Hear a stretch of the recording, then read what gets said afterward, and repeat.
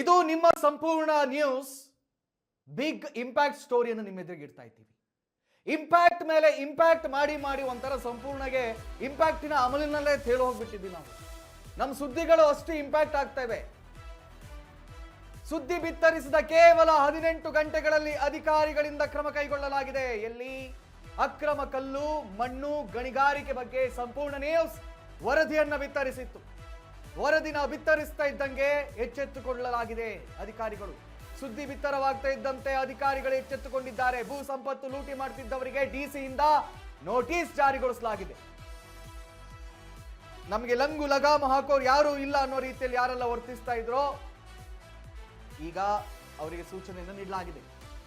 Shilpa Sharma, Bidar DC Shilpa Sharma, we respect you. ಅಕ್ರಮದಲ್ಲಿ ಭಾಗಿಯಾಗಿದ್ದಂತ ವಾಹನಗಳಿಗೆ ಸಾರಿಗೆ ಇಲಾಖೆ ನೋಟಿಸ್ ಅನ್ನು ನೀಡಿದೆ. ಸುದ್ದಿ ಬಿತ್ತರವಾದ 18 ಗಂಟೆಗಳಲ್ಲಿ ನಾವು ಸುದ್ದಿ ಬಿತ್ತರಿಸ್ತಾ ಇದ್ದಂತೆ ಕೇವಲ 18ಗಳಲ್ಲಿ ಕ್ರಮಕ್ಕೆ ಮುಂದಾಗಿದೆ ಸಾರಿಗೆ ಇಲಾಖೆ. 6 ಲಾರಿಗಳಿಗೆ ನೋಟಿಸ್ ಅನ್ನು ಜಾರಿಗೊಳಿಸಲಾಗಿದೆ.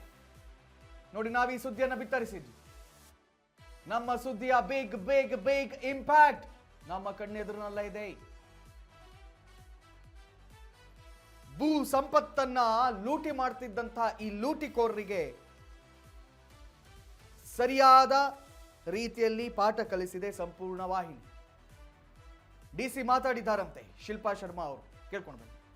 ಮಾಹಿತಿ ಕೊಟ್ಟಿದ್ದೀರಿ. ನಾವು ಡಿ ಮೈನ್ಸ್ಗೆ ಕೂಡ ಹೇಳ್ತೀವಿ ಆ್ಯಕ್ಷನ್ ತಗೊಳ್ಳೋಕ್ಕೆ. ಮತ್ತು ನಾವು ಕೂಡ ಸೆಕ್ಷನ್ 95 ವೈಲೇಷನ್ಗೆ ನೋಟಿಸ್ ಈಗ ಕಳಿಸ್ತೀವಿ. ಅವರ ಕಡೆಯಿಂದ ಇದು ಹಿಯರಿಂಗ್ ಮಾಡಿ ಇದು ನಿಜ ಇದ್ದರೆ ತಹಸೀಲ್ದಾರ್ ರಿಪೋರ್ಟ್ ಕೂಡ ತಗೊಂಡು ವಿ ವಿಲ್ ಟೇಕ್ ಆ್ಯಕ್ಷನ್.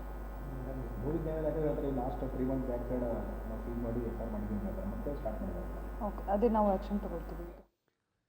ನಿಮ್ಮ ಸಂಪೂರ್ಣ ವಾಹಿನಿ ಪಾದಾರ್ಪಣೆಗೊಂಡ ಕೆಲವೇ ತಿಂಗಳುಗಳಲ್ಲಿ ಇಂಪ್ಯಾಕ್ಟ್ ಮೇಲೆ ಇಂಪ್ಯಾಕ್ಟ್ ಸುದ್ದಿಯನ್ನು ನಾವು ನೀಡ್ತಾ ಇದ್ದೀವಿ.